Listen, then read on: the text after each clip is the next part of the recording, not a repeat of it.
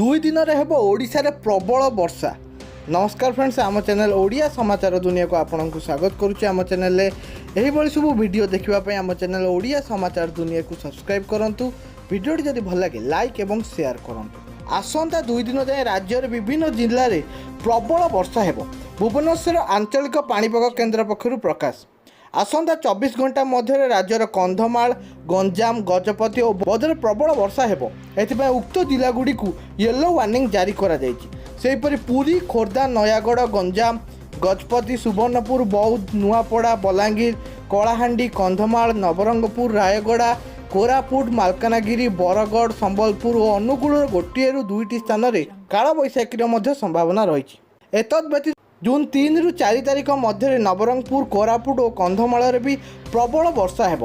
एही दिन कालबैशाखी आशंका थिबा जिलागुड़िक मध्य बालेश्वर, भद्रक, जाजपुर, केन्द्रापड़ा, कटक, जगतसिंहपुर, पुरी, खोर्धा, नयागढ़, गंजाम, गजपति, सुंदरगढ़, देवगढ़, केन्दुझर, मयूरभंज, अनुगुल, ढेंकानाल, कोरापुट, कंधमाल, रायगड़ा, कलाहांडी और नवरंगपुर रही। एथिपाई उक्त जिलागुड़ी को भी पाणीपाग केन्द्र पक्षर येलो वार्निंग जारी करा जायछि।